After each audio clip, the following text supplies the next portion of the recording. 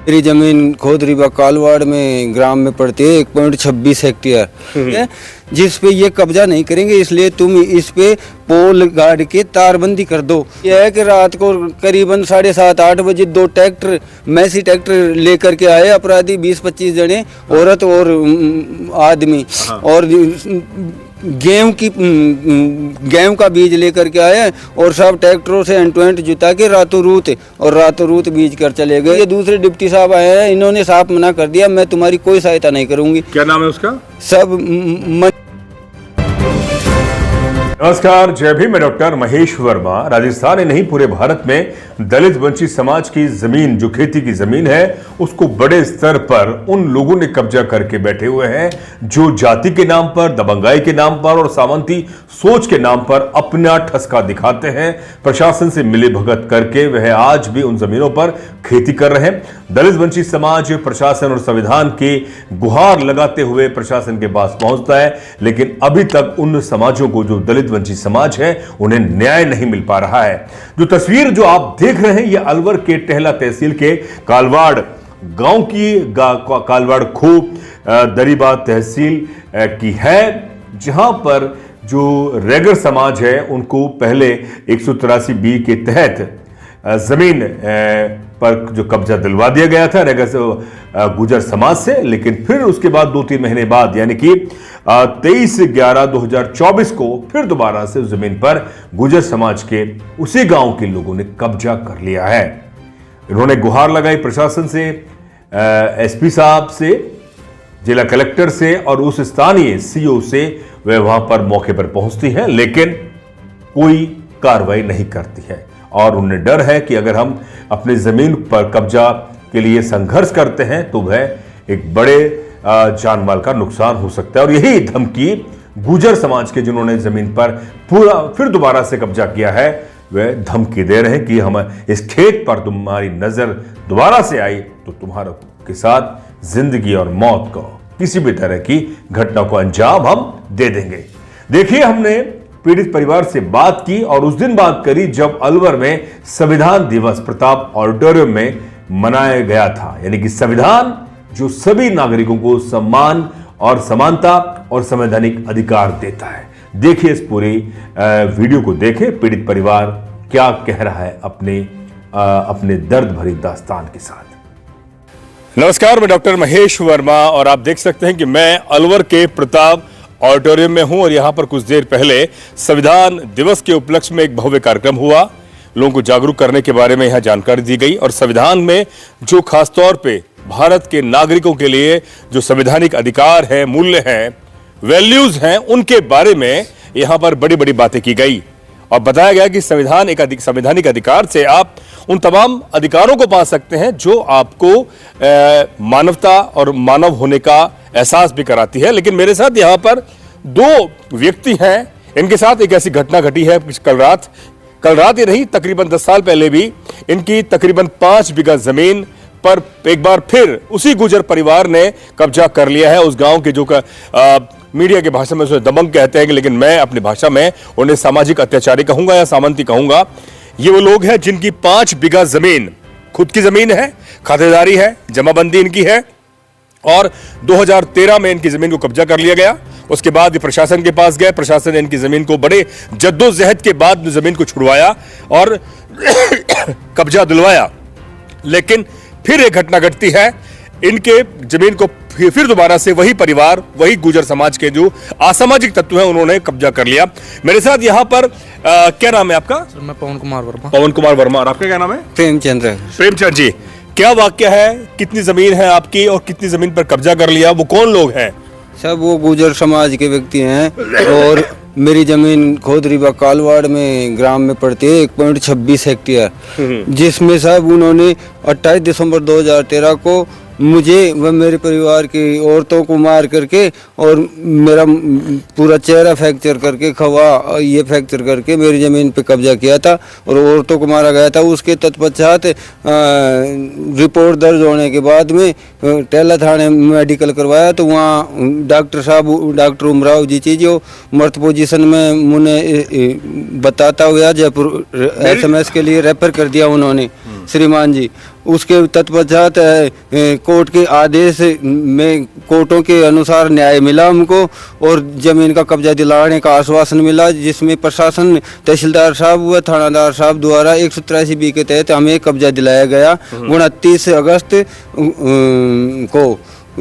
उसके तत्पश्चात साहब गुर्जर समाज के व्यक्तियों ने हमारे साथ में फिर अत्याचार कर दिया, ईर्ष्या प्रकट कर दी। उन्होंने ईर्ष्या के दमंगता से हमें फिर 5/9 को हमारे साथ में फिर अत्याचार कर दिया।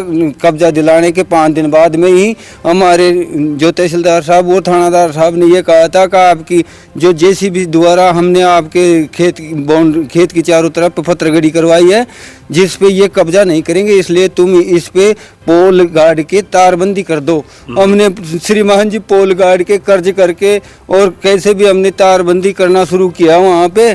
तो उन दबंग व्यक्तियों ने क्या किया, हमारे पोलों को भी तोड़ के ले गए और तार को सब बड़ा फावड़ी जो भी हमारा 5/8 को किया है साहब। अच्छा, 8वें महीने की 5 तारीख को किया है इन्हें। तो उसके बाद जब इन्होंने दोबारा कब्जा कर लिया, आप उसके बाद प्रशासन के पास पहुंचे, प्रशासन ने क्या फिर दोबारा से कार्रवाई करी?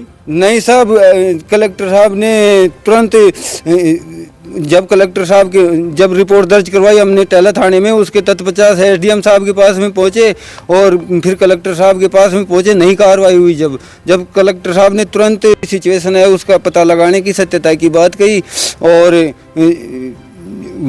जो अपराधी है ना उनको गिरफ्तार करने के लिए कहा। तो गिरफ्तार हुए वो? नहीं हुए साहब। फिर उन्होंने कलेक्टर साहब ने कहा आप एसडीएम साहब के पास में चले जाओ। मैं एसडीएम साहब राजगढ़ के पास में गया। एसडीएम साहब ने तुरंत मेरे को एक पत्र लिखते हुए कहा कि आप इस पत्र को डिप्टी साहब को ले जाके दे दो और डिप्टी साहब आपकी सहायता करेंगी और तुरंत उनको गिरफ्तार करेंगी। मैं साहब उस पत्र को लेकर के दुखी होते हुए पैदल दुखी किसी भी प्रकार से डिप्टी साहब के वहाँ पहुँचा। तो एक दिन तो उन्होंने कहा कि मैं वहाँ के जो अधिकारी थे उन्होंने कहा कि वो उमरैन गई है। दूसरे दिन मैं गया उनके पास, खूब विनती की, उन्होंने उनको पत्र बताया और उनको ये भी कहा कि एसडीएम साहब ने आपको 3-4 बार कॉल करके भी कहा था पर आपने फोन नहीं उठाया। मुझे आप कह रहा हूँ कि वो उस समय के जो मौजूद अधिकारी थे उस समय मौजूद, क्या उन्होंने आपके लिए काम नहीं किया? नहीं किया। और आज इस समय नवंबर चल रहा है, ठीक है, नवंबर भी निकलने वाला है, अभी तक आपको सुरक्षा नहीं दी गई। नहीं दी गई। और अब इस समय क्या हालात है गांव के अंदर? अब हालात ये है साहब, आज की रात को गई हुई रात को ही की पोजीशन ये है कि रात को करीबन 7:30-8 बजे 2 ट्रैक्टर मैसी ट्रैक्टर लेकर के आए अपराधी, 20-25 जने, औरत और आदमी, और गेहूं का बीज लेकर के आए और सब ट्रैक्टरों से एंड टू एंड जुता के रातों रूत बीज कर चले गए, कैरी वैरी भी करके चले गए साहब। अच्छा। और जब हमने हमारे जीव को बचाने के लिए निवेदन किया पुलिस से, कही एसडीएम साहब से, मैंने कहा कि साहब मेरी ज़मीन को बाया जा रहा है, कब्जा किया जा रहा है और हमारे साथ भी अत्याचार किया जा रहा है। इस बात को सुन करके अपराधी हमारी तरफ भागने लगे हमारे को मारने के लिए। फिर हमने 100 नंबर पे फ़ोन किया। और क्या नाम क्या है उनका जो अपराधी है? हनुमान साई गुजर पुत्र रामधन गुजर और कैलाश चंद गुजर पुत्र रामधन गुजर, और उसका बेटा है सुभाष, कैलाश का बेटा सुभाष चंद्र गुजर है, और सब एक लल्लू राम, और उसके परिवार की पत्नियां, परिवार की औरतें हैं बादामी, अनोखी, ये 10-15 औरतें हैं साहब, और ये 20-25 जने ये हैं। तो अभी तक आपको कोई सुरक्षा नहीं दी गई और जमीन आपकी वो जोत रहे हैं? हाँ जी। तो अभी वहाँ का जो स्थानीय जो थाना है उन्होंने कोई सुरक्षा नहीं दी आपको? अभी तक नहीं दी? डिप्टी साहब ने, थानादार साहब ने स्पष्ट मना कर। कौन है डिप्टी कौन है? डिप्टी साहब एक मीना है लेडीज। अच्छा। उन्होंने साहब ये कहा, मैंने उनको सारी बातें सत्यता बताई कि साहब आप मेरी सत्य पे विश्वास करो। आपने डिप्टी साहब वहाँ मौके पे गई ना पहले, जब उन्होंने देखा था कि पिलर टूटे हुए हैं, जाली लेके गए हैं पूरे सामान को चोर करके, और अब ये दूसरे डिप्टी साहब आए हैं, उनकी बदली हो गई, ये दूसरे डिप्टी साहब आए हैं, इन्होंने साफ मना कर दिया मैं तुम्हारी कोई सहायता नहीं करूंगी। क्या नाम है उसका? सब मनीषा मीना। वो कहीं मना कर रही है। हाँ जी, मना देखिए कर मैं एक सेकंड में कहूंगा कि डिप्टी जो डीएसपी है, डिप्टी मनीषा मीना, अगर वो इस बात को सुन रही हैं तो आपकी शिकायत ही नहीं होगी और आपके बारे में पूरी जानकारी भी हम प्रशासन को देंगे। आपका काम जिस संवैधानिक मूल्यों को बचाने के लिए आपका काम मूल्यों में और इस दलित समुदाय की रक्षा करने के लिए आपको नियुक्ति दी गई है, अगर उसमें भी अगर आप अपने काम को नहीं करती हैं तो आप पर सरकार कार्रवाई क्यों नहीं करे। इन समुदाय जो ये क्या नाम क्या आपका? प्रेमचंद रैगर साहब। प्रेमचंद रैगर, जिनकी तकरीबन 5 बीघा से भी ज्यादा जमीन है और कब्जा कर ली गया है, और ये गुजर समुदाय के जो लोग हैं वो लगातार इनको धमकी दे रहे हैं मारने पीटने की, और कब अप्रिय घटना हो जाए, कब इनको नुकसान हो जाए जिंदगी का। तो जी सर, कल की स्थिति तो ये थी कि अगर हम उनका विरोध करने जाते हैं वहाँ तो स्वाभाविक बात है कि आपको वो वहीं से अटैक करते हैं। बिल्कुल सर, जान से खत्म कर देते। अब हम इसकी लापरवाही प्रशासन की समझे या और किसी की समझे कि अगर हम 100 नंबर पे तुरंत सहायता के लिए 100 नंबर पे फोन करते हैं तो हमें ये जवाब दिया जाता है कि कल तुम यहाँ आ जाओ, अभी नहीं तो सुबह आ जाओ, एफआईआर दर्ज करा जाओ। एफआईआर दर्ज कराने अब जब हम थाने जाते हैं तो न तो हमारी कोई एफआईआर दर्ज होती है, वहाँ पे हमें बिठाया रखा जाता है, कम से कम हमें 2-3 घंटे बिठाया रखा जाता है, फिर हमें वहाँ से भेज दिया जाता है, बोले तुम्हारी यहाँ कोई एफआईआर दर्ज नहीं होगी, क्योंकि SC/ST की तुम्हारी जो भी एफआईआर होगी डिप्टी साहब के पास वहाँ दर्ज होगी। जब हम डिप्टी साहब के पास गए तो हमने अब से पहले सब कम से कम इतने एप्लीकेशन, इतने एफआईआर, 2-2, 3-3 एफआईआर करवा दी। निवेदन पत्र पहले जो डिप्टी था उसने कार्रवाई की थी, सब उसमें भी 0042 हमने एक एफआईआर करवाई थी। उसके जो मेन SC/ST के 227 जो हमारे SC/ST का एफआईआर करवाई हुई है, 0042 उसके बाद भी हमने एक और एफआईआर करवाई, 0042 लेकिन उसमें भी कोई कार्रवाई नहीं की गई। हमें ये जवाब दिया गया, हमें थाने से ये जवाब दिया जाता है कि तुम SC/ST में तुम पैसे उठाने के लिए, है ना, जो एफआईआर दर्ज करवाते हो, आर्थिक सहायता उठाने के लिए आप झूठा मुकदमा दर्ज करवाते हो, जबकि साक्ष्य सबूत जमीन खुद कह रही है कि आपकी जमीन को कब्जा किया जा रहा है। अब आपको क्या लग रहा है, अगर उस जगह आप जाते हो तो आपकी जान माल को नुकसान हो सकता है? बिल्कुल हमें जानते आप कलेक्टर से मिले अभी? जी साहब, कलेक्टर साहब से मिले थे हम। क्या बोले अभी? कलेक्टर साहब ने साहब हमारे साथ थे, कैप्टन साहब तो उन्होंने SDM साहब को आदेश दिया था कि 4 बजे से पहले मुझे यहाँ पे रिपोर्ट दे दिया, आज जिस दिनांक को। लेकिन जिस दिन छुट्टी थी क्या थी, लेकिन कोई रिपोर्ट नहीं हुई। उसके बाद डिप्टी साहब ने एक रिपोर्ट बनाई। रिपोर्ट में ये कहा गया कि जब हमारे साथ मारपीट हुई थी, जो हकीकत में 5 तारीख को, उस दिलाने के बाद, उस कब्जा दिलाने के बाद भी एक एफआईआर हुई। एफआईआर के बाद फिर से हमारे साथ मारपीट हुई, तो उसकी जब हम रिपोर्ट दर्ज कराने गए तो हमारे तो यहाँ तो कोई रिपोर्ट दर्ज नहीं हुई। फिर डिप्टी साहब ने उस रिपोर्ट में ये किया कि केवल अभियुक्त जो उनकी फसल थी वो काटने आए थे, तो विवाद हमने पैदा किया है और हमारे ऊपर ही उल्टी वो करवा दी। बोले आपकी जमीन पर वो फसल काटने आए थे, विवाद आपने पैदा कर दिया। वो प्रशासन ये कह रहा है। तो अब क्या आप प्रशासन के पास पहुंची, आपकी मदद नहीं की गई है? तो साथियों, आपने पूरी घटना को आपने सुना। ये टेला तहसील के कालवाड़ गांव की घटना है, जहां पर दलित समुदाय के 5 बीघा जमीन से भी ज्यादा पर गुजर समाज के लोगों ने कब्जा कर लिया। कुछ विशेष असामाजिक तत्वों ने ये प्रशासन के पास पहुंचते हैं। वहां के जो डिप्टी है, डिप्टी जो है मीना, क्या नाम है उनका? मनीषा मीना। हाँ मेरी है भैया, रख दो बेटा, मेरी है, मैं घर से लाया हूँ। अरे यार रख दो बेटा, यही रख दे, कोई बात नहीं। हाँ, मनीषा मीना ने कहा कि मैं आपकी कोई मदद नहीं कर सकती हूं। तो ये बड़ा सवाल पैदा होता है कि इनको आखिर किस लिए नियुक्त किया गया है।